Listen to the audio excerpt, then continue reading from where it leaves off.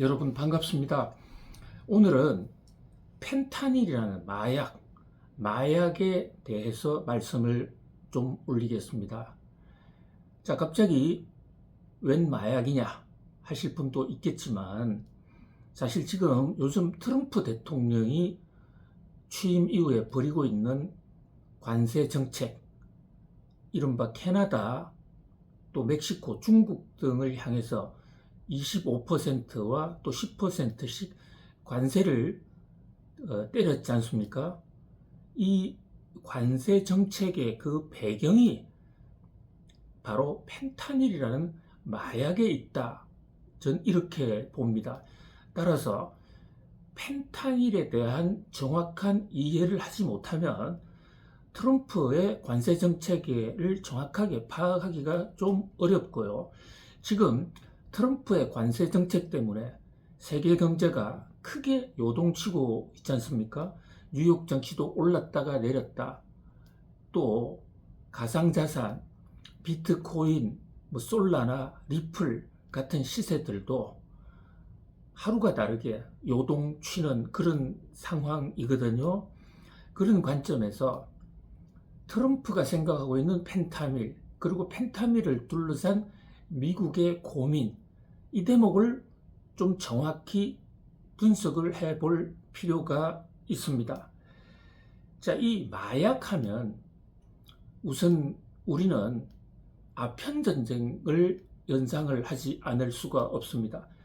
지금으로부터 약 한 170, 80년 전 1840년대부터 1860년대까지 유럽의, 구체적으로는 영국, 프랑스 등이 중국과 벌인 전쟁인데요. 사실 이 아편 전쟁 때문에 중국이 망했거든요. 중국 청나라가 무너진 결정적인 계기가 사실 아편 전쟁에 있다고 할 수가 있습니다.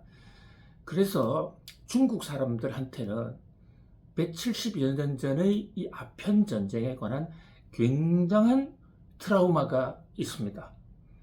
중국을 형해화시킨 엄청난 사건, 중국을 나락으로 떨어지게 한 사건이 바로 아편에 있고, 아편을 가지고 중국 대륙을 공격한 유럽 사람에 대한 적개심이 상당히 많이 있어요.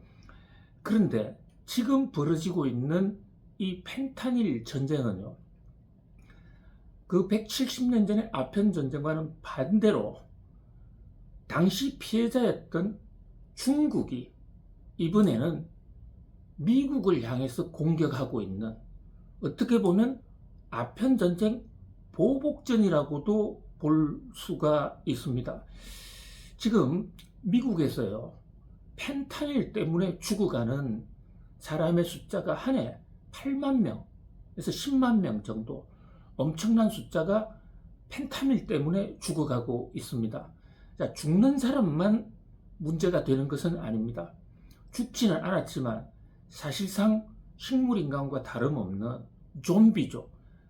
그리고 펜타밀에 중독이 되어 있는 사람들은 일도 할 수가 없고 미국 사회에서 큰 부담이 되고 있는 것이죠. 트럼프 대통령은 지난번 대선 과정에서도 선량한 미국의 유권자, 납세자들이 이 펜타밀 중독자들 먹여 살리느라고 세금을 더 부과하고 있다.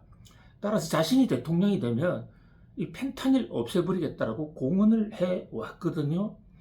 그런데 이 펜타밀이 어디서부터 오느냐? 이것이 문제입니다. 자, 펜타닐이라는 이 마약성 진통제인데요. 병원에서 수술을 하거나 아픈 환자에게 진통약으로 쓰는 게 일반적이었더랬습니다. 1959년에 얀센이라는 제약사 있죠. 지금도 세계 제약 회사 중에 상위 랭크에 올라가 있는 회사인데 벨기에 사람이었거든요. 이 양반이 1959년에 이 펜타밀이라는 진통제를 개발을 했습니다. 근데 이 진통제의 효능이 어느 정도 좋으냐면요, 헤로인이라는 마약 아시죠? 이것의 50배 정도 빠르고 또 고통을 덜어주는 효과가 있다는 것입니다.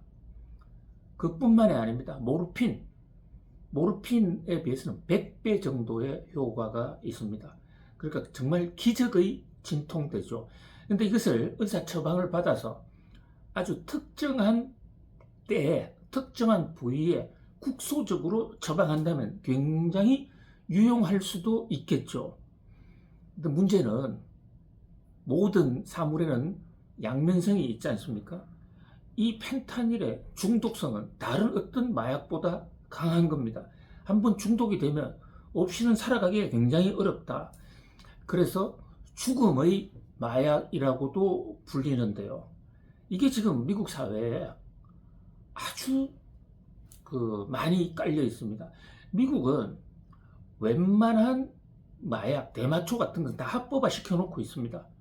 거기에 비해서 중독성이 펜타밀은 훨씬 강하고 또 인체에 치명적이라는 점에서 미국 사회에 지금 문제가 되고 있는 것인데요. 이 미국 내에서는 펜타밀 제조하지 않습니다. 어디로부터 오느냐? 중국입니다. 중국이 과거에 아편으로 유럽에 엄청난 쓰라린 상처를 갖고 있는 이 중국이 이 펜타닐을 중국 내에서 제조를 해요. 근데 문제는 이 펜타닐이라는 약품을요, 이게 그 원료가 되는 펜타닐 전구체를 중국 회사들이 집중적으로 생산하고 있는데 그 원료가 되는 전구체 자체는 완전 마약이 아니고 또 그것이 불법이 아닙니다. 합법적이고 많은 약품이나 화학물질에 쓰이는 기초 소재 필수품이에요. 근데 이것을 화학 처리를 해서 펜타민이라는 마약으로 만들어내는 것이 문제인데요. 1900년대, 2000년대 초반까지만 해도 중국이 직접 펜타닐을 만들었습니다. 그 당시에 미국이 중국에 대해서 여러 차례 경고를 합니다. 그러자 중국은 펜타닐 만드는 것은 거의 하지 않고 있습니다. 근데 문제는 원료는 만든다고 말씀 올렸지 않습니까? 그 원료를 가지고 미국에 진출하는 거예요. 바로 진출하면 미국 세관에서 차단되지 않습니까? 중국이 생각하는 우회로 두 나라가 바로 멕시코와 캐나다입니다. 멕시코와 캐나다는 미국과 국경을 접하고 있는데요. 그 국경선 길이가 한 4,000km 정도 돼요. 우리나라의 휴전선 155마일이라고 하지 않습니까? 그게 한 100배 정도 되는 것이죠. 그러니까 국경을 통제하기가 매우 어렵습니다.